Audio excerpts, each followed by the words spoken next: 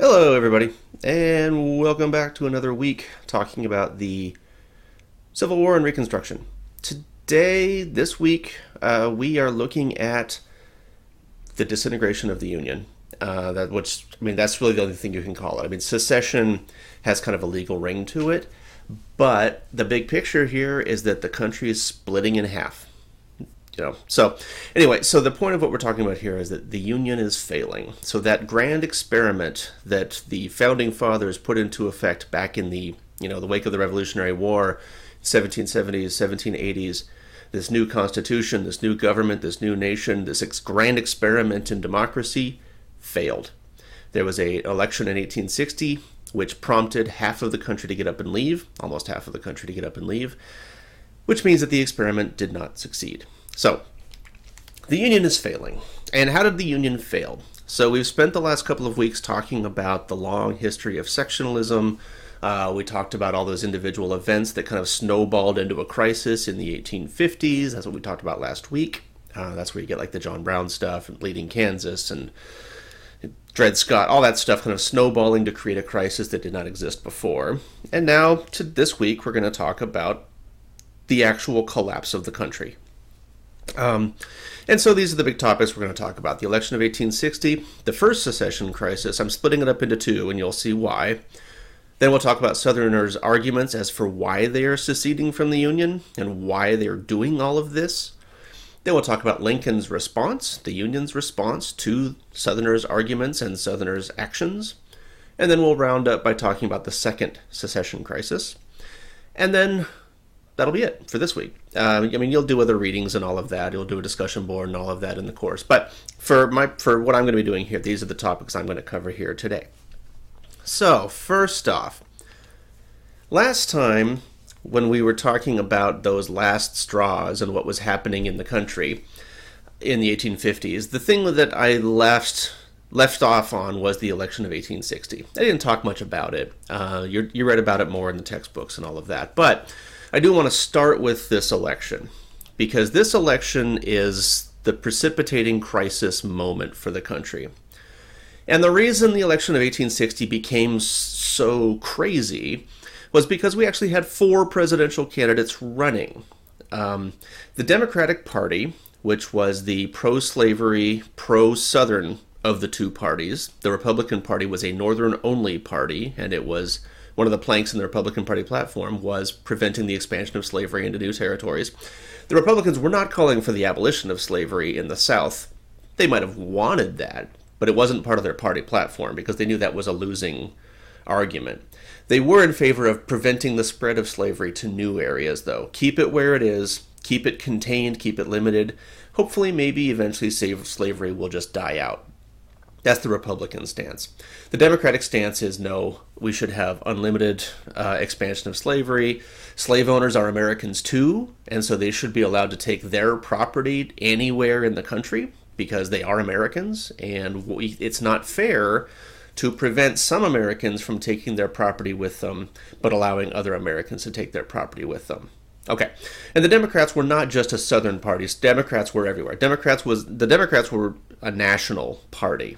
The Republicans were a Northern-only party. There were no serious Republican groups in the South. There were a few Republicans here and there who secretly liked the idea of getting rid of slavery and all that, but not many, not enough to matter. So what happens is you've got Democrats is the national party. Democrats should have won in 1860, but the party split along three lines. Northerners in the Democratic Party wanted Stephen Douglas, this guy over here at the top right corner of the screen. Stephen Douglas was from Illinois. Stephen Douglas's perspective on the whole slavery issue was popular sovereignty. He had been one of the guys behind the Compromise of 1850, which created popular sovereignty in the Utah and New Mexico territories. He had been one of the architects of the Kansas-Nebraska Compromise, which allowed for popular sovereignty in the Kansas and Nebraska territories in the Midwest. This guy was all about compromise. Southerners didn't like that, and so Southerners rejected this guy, Douglas. Douglas became the Northern Democrats' choice, the more moderate, compromising faction of the Democratic Party. Southerners were split, though. They didn't like the compromise thing, but they were split over the idea of secession. Because they realized if the 1860 election didn't go the way they wanted, there's going to be a problem. Problems have been, this slavery thing has been snowballing for so long that eventually there's going to be a crisis, and 1860 is the moment where the crisis will happen if it does happen. So some Southerners believed that, if 1860 doesn't go our way, we're just going to leave. We're going to secede from the Union. Other Southerners thought that would be stupid. That would be suicide because, the Northerners are going to respond. And we'll talk next week a little bit about the advantages that Northerners had over Southerners. So there were some Southerners who believed this was going to be a fiasco. And so those two factions of Southern Democrats split their vote between two candidates. Over here on the bottom right, we've got John Breckinridge, who was the pro-secessionist, kind of fire-eater, pro-slavery guy. Over here, we've got John Bell, who was the moderate guy in the South who believed that we need to maintain a union here. We can't secede. Secession would be stupid. So, three Democratic candidates, and then you've got, of course, Abraham Lincoln, who was the Republican candidate. Anytime a party splits its vote, they are guaranteed to lose. That's happened a few times in American history. 1912 is the other obvious occasion, which is obviously outside the scope of this course. But anyway, anytime a party splits its vote, it's going to lose. And in this case, the Democratic Party split its vote three ways, which means it loses. Because in the American system, it's the majority of the Electoral College that wins. Lincoln won. He should not have won. Nobody expected him to win. Lincoln didn't expect to win. Nobody expected him to win.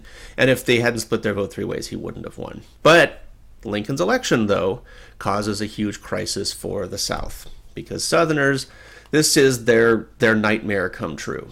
The idea that now we've got a president who is on the record as being opposed to the expansion of slavery into new territories.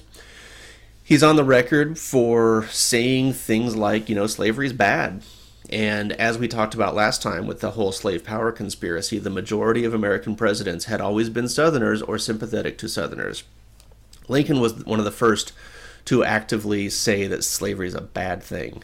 And this scares Southerners because they've just lost their control over the White House, at least. They still have power in the U.S. Senate, but, like I mentioned last week, Northerners control the House of Representatives. Northerners now control the White House. There's a lot of fear that, the writing is on the wall from the Southern perspective, and that's going to lead to trouble. And so we get political cartoons like this. This actually came out in 1862, but the sentiment was there in the aftermath of Lincoln's election. Lincoln had run on this campaign saying that I'm not going to interfere with slavery where it exists. I want to prevent the expansion of slavery, but I'm not going to interfere with it where it exists. But the fear among Southerners is that now that he's in office, he has power, he's probably going to go back on that promise, and he probably is going to try to eradicate slavery somehow, some way. Even though the Constitution protects it, but we'll get to that in just a minute here. So Southerners believe this is their worst nightmare come true. We've got an abolitionist, even if he was a little bit of a tepid abolitionist, is in office and in the White House, and we do not want to see him there because he's going to cause a whole lot of trouble. Okay, so that brings us to the first secession crisis. In the aftermath of Lincoln's election in November of 1860, we have the first wave of Southern states start to secede from the Union. Starts with South Carolina, about 6 weeks after Lincoln is elected, and then followed pretty quickly thereafter by Mississippi, Florida, Alabama, Georgia, Louisiana, and Texas. Now, the thing to keep in mind, Lincoln, back in those days, presidents were elected in November. They didn't take office until March. So there's this long 4-month stretch of where we've got a president-elect, but he's not actually in charge yet. Today, there's a 2-month lag from the November election to the January presidency. That got bumped up early in the 20th century. But back then, it was a 4-month stretch. So during this 4-month stretch, there's a lot of concern, among Northerners and Southerners. What is Lincoln going to do? Because Lincoln's quiet. He got elected. He was surprised by that. And he makes a few statements here and there, but he mostly stays quiet, which leaves the rest of the country to kind of, fume and wonder what's going to happen. Oh my God, what is he going to do? What does he have up his sleeve? We're all going to die. I don't know, whatever. And so these first wave of 7 states decide that they're not going to wait until March to find out what Lincoln's going to do. They think that his election was the final straw, and so we're out. So those states leave, those first 7 states. Now there's 15 total slave states in the United States in 1860. 7 of them are now leaving. And so I want to spend a few minutes talking about what justification, what arguments did Southerners use for seceding from the Union.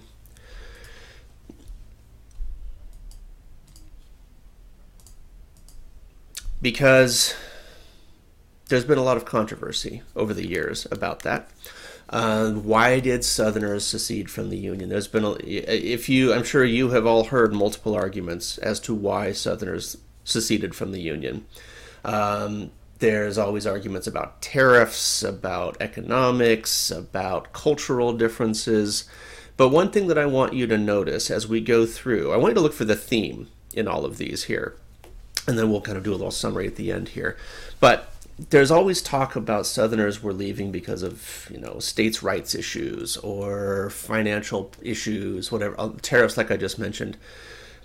That's part of it, but that's not the main reason they're leaving. The main reason Southerners seceded from the Union was the issue of slavery. And we're going to see that in their own words here as we move along. A lot of the arguments about states' rights and all that stuff, that was provided after the war. That was a lot of Southern apologists after the war trying to come up with reasons for seceding that didn't look bad. Slavery looks bad once the Civil War is on and after the Civil War. But let's talk about what the Southerners actually said here. South Carolina, what we're going to look at is the actual declarations that some states issued justifying their secession. So these are articles of secession, declarations of secession. They go by different names. You're going to read the full declarations in class, but I want to just touch on a couple of the main points here. South Carolina. With the Northern victory, the guarantees of the Constitution will no longer exist. The equal rights of the states will be lost. The slave-holding states will no longer have the power of self-government or self-protection, and the federal government will become their enemy. The key term, slave-holding states. These guys, as we're going to see, these guys are talking all about slavery, and that's their primary concern. So that's South Carolina. Mississippi. The North advocates Negro equality, socially and politically, and promotes insurrection and incendiarism, that's a word, in our midst. Utter subjugation awaits us in the Union if we should consent longer to remain in it. It is not a matter of choice, but of necessity. We must either submit to degradation and to the loss of property worth $4 billion of money, or we must secede from the Union framed by our fathers to secure this as well as every other species of property. What type of property do you think they're talking about there? $4 billion worth of property? Yeah, that's slaves. Georgia. We refuse to commit to their own rulers. We refuse to commit their own to the rulers of the North, whom the North offers us. Why? Because by their declared principles and policy, they have outlawed $3 billion of property in the common territories of the Union, put it under the ban of the Republic in the states where it exists, and out of the protection of federal law everywhere, because they give sanctuary to thieves, the Underground Railroad, basically, people stealing slaves and ferrying them to freedom, and incendiaries, abolitionists, who assail it to the whole extent of their power, in spite of their most solemn obligation and covenants, because the Constitution theoretically protects slavery. Because their avowed purpose is to subvert our society and subject us not only to the loss of our property, slaves, but to the destruction of ourselves, our wives, and our children, and the desolation of our homes, our fathers, and our altars and our firesides. To avoid these evils, we resume the powers which our fathers delegated to the government of the United States, and henceforth we'll seek new safeguards for the liberty, equality, security, and tranquility. So what are their concerns? They're concerned with losing that $3 billion of property, which is slaves, and they're concerned with those abolitionist nut jobs in the North that keep raising a stink, people stealing slaves, and slave owners not being compensated for the loss of their property. And they just see more of that probably happening with Lincoln in charge. Texas. We hold as undeniable truths that the governments of the various states and of the Confederacy themselves were exclusively established by the white race for themselves and their posterity. That the African race had no agency in their establishment, and they were rightfully held and regarded as an inferior and dependent race. And in that condition, they could only could their existence in this country be rendered beneficial or tolerable. That in this free government all white men are and of right ought to be entitled to equal civil and political rights. That the servitude of the African race, as existing in these states, is mutually beneficial to both bond and free, and is abundantly authorized and justified by the experience of mankind, and the revealed will of the Almighty Creator, as recognized by all Christian nations, while the destruction of the existing relations between the two races, as advocated by our sectional enemies, would bring inevitable calamities upon both, and desolation upon the 15 slave-holding states. These guys are concerned about race. They're concerned about slaves. They're concerned about this radical idea that all men are created equal. Because in their minds, men are white men, not black men. So, slavery is the issue here. Okay. Now, at one point, somebody went through and looked at all four of those declarations of secession that I just mentioned and kind of categorized them to try to figure out where are the arguments, what percentage of argument of what is the argument here. And as you can see, slavery is, at least in the first three, is the majority of the argument by a long shot. All of them have context. Context, all that is the, the wherefores and hereafters. It's kind of the procedural language in these things, kind of the lawyer speak. A lot of the context is also things like the historical stuff that's not really relevant to the argument. It's stuff like, our state joined the Union in such and such date, we ratified the Constitution on such and such date, yada yada. That stuff is the context, which takes up a sizable chunk of all of them. But, as you can see here, the other issues besides slavery are fairly small in most of these. Georgia, states' rights is there. Slavery is there for all of them, and Lincoln's election is there for all of them. For Georgia, they spent a little bit of time talking about economic issues, which the other states did not talk about. Texas talked about military protection that the Union Army was not providing, which the other states did not talk about. But the concerns for all of these guys, all four of them, slavery, states' rights, and Lincoln's election. And slavery was the bulk of the argument for three of the four here. South Carolina was the only one that really harped on the idea of states' rights to a greater extent than slavery. However, when you think about it, pretty much all of these things all tie back to slavery anyway. Because, you've probably heard the quip, states' rights. The states' right to do what? To have a slave trade, to have slaves. So, in some ways you can break it out, but for the most part, states' rights is tied up with slavery. But also the thing I want you to see here is that states' rights was a pretty small chunk of the argument here. Except in South Carolina, which is one of the four that we have declarations for.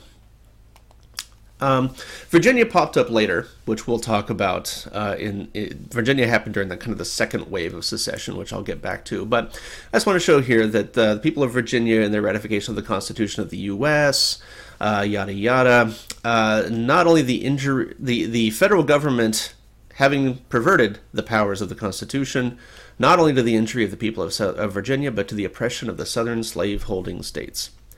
They're going out of their way to call themselves slaveholders here, because slavery is their concern. Okay, and then it gets codified in the founding document of the country. Now, the United States Constitution, as was ratified back in the 1780s, if I'm, off the top of my head, I can think of like 6 provisions of the U.S. Constitution that are there to protect the institution of slavery. You've got the Fugitive Slave Law. There's a clause in there where the federal government will help to put down domestic insurrections, which is, slave riots. There's the 3/5 Compromise. There's 6 or 7 clauses in the Constitution whose intention is to protect the institution of slavery. That's how Southerners signed on to this thing to begin with, because those protections were there. However, though, in the United States Constitution, they never actually use the word slave. They always use flowery language like, person, bound to labor, or, other persons not taxed. They use a bunch of euphemisms. They don't actually use the word slavery, because Northerners didn't like having the idea that slavery, the word, would appear in the document, even if they had to offer protections to slavery to get the Southerners on board. When the Confederates created a government of their own after seceding, they basically took the U.S. Constitution, copied it, and then made some noteworthy changes, as we can see here. Article 1, Section 9 of the original Constitution, no bill of attainder or ex post facto law shall be passed. We don't need to go into the details about what those are. You can look them up if you like. But in the Confederates, they added a notable clause to that statement, or law denying or impairing the right of property in Negro slaves. The Confederate Constitution isn't shy about using the word slave. The word slave appears, I think, 10 times in the Confederate Constitution. Didn't appear anywhere in the U.S. Constitution, but they just decided to make it clear in the Confederate Constitution that this is what we're talking about. We're talking about slaves. Property in Negro slaves. Article 4, Section 2. In the U.S. Constitution, the citizens of each state shall be entitled to all privileges and immunities of citizens in the several states. Okay. In the Confederate Constitution, that same clause, the citizens of each state shall be entitled to all privileges and immunities of citizens in the several states, that's the same, and, add a new part, shall have the right of transit and sojourn in any state of this Confederacy with their slaves and other property, and the right of property in said slaves shall not be thereby impaired. So again, we're being very clear here, this is about slavery. The Vice President of the Confederacy, Alexander Stephens, about a week after the Confederate Constitution was created, announced in a famous speech called the Cornerstone Speech what exactly we were fighting for, we as Southerners anyway, were fighting for in this secession crisis. The new Constitution has put at rest forever all the agitating questions relating to our peculiar institution, African slavery, as it exists among us, the proper status of the Negro in our form of civilization. Northerners rested upon the assumption of the equality of races. Our new government is founded upon exactly the opposite idea. Its foundations are laid, its cornerstone rests upon the great truth that the Negro is not equal to the white man, that slavery's subordination to the superior race is his natural and normal condition. This, our new government, is the first in the history of the world based upon this great physical, philosophical, and moral truth. So that's the Vice President of the Confederacy coming right out and saying, this is about slavery. We are creating a new perfect society which is built on the foundation of slavery. Slavery is our cornerstone. It's our, this is the foundation of our culture, of our society, of our nation, is slavery. These guys were right up front about the fact that this was slavery. Okay, so I want you to keep that in mind going forward for the rest of your life. When somebody comes to you and says, oh, no, the Civil War wasn't about slavery. Southerners were doing this for states' rights. No, they weren't. They were doing this for slavery. In their own words, they were doing this for slavery. And so when your crazy uncle at Thanksgiving says that, oh, no, it was tariffs. No, it wasn't.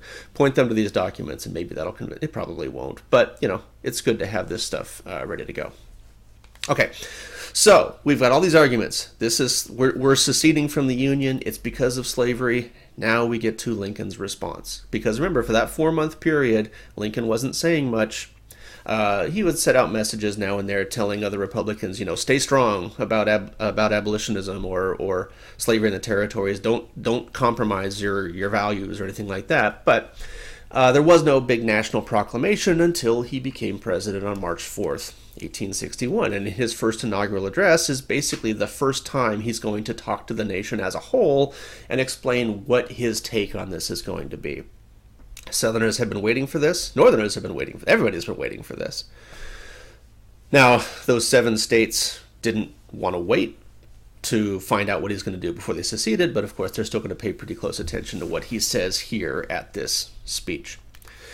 And in this speech, he kind of outlines his take on it and what any potential conflict is going to be, but it's what the nature of that conflict is going to be. So, in his first inaugural address, I have no purpose, directly or indirectly, to interfere with the institution of slavery where it exists. I believe I have no lawful right to do so, and I have no inclination to do so. So he's saying he doesn't want to interfere with slavery where it exists. We can try to prevent its expansion to new areas, but, the Constitution protects slavery where it already exists. I hold that in contemplation of universal law and of the Constitution, the union of these states is perpetual. Perpetuity is implied, if not expressed, in the fundamental law of all national governments. It is safe to assert that no government proper ever had a provision in its organic law for its own termination. Once you join the Union, in Lincoln's interpretation, you don't get to leave. You can't leave. If you leave, that means democracy doesn't work. Because, and this is where it kind of digging a little bit deeper here, Lincoln's take on secession is that you can't just pick up your ball and leave if you don't like the result of an election. Democracy only works if the loser in an election honors or respects the result of the election and works, you can work to win the next election, but you have to accept, honor, and respect the results of the last election. If you fight the results of the election or you decide to leave the Union, democracy doesn't work anymore. Democracy only works if the losing side accepts the results and moves on with their lives. If the losing side picks up and leaves the country, then democracy has just failed. And it's going to continue to fail because from Lincoln's perspective, if we allow this precedent to stand that Southerners can just get up and leave, then what's going to happen after the election of 1864?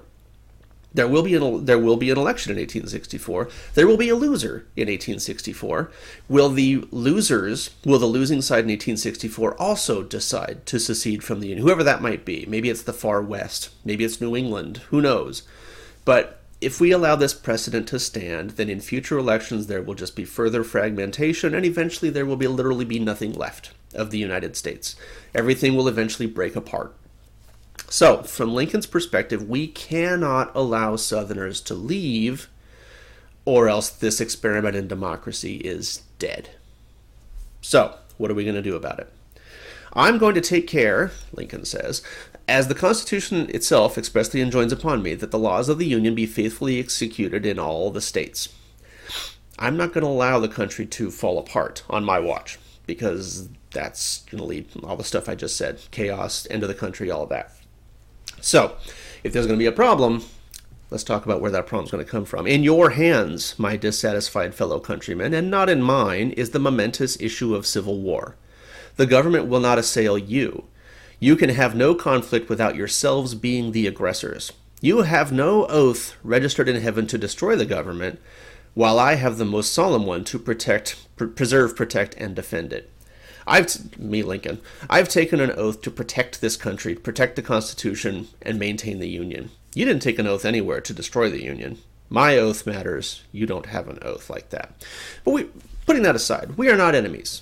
We are friends. We must not be enemies. Though passion may have strained it it must not break our bonds of affection. The mystic cords of memory stretching back from every battlefield and patriot grave to every living heart and hearthstone all across this broad land will yet swell the chorus of the Union. We should not be fighting with each other.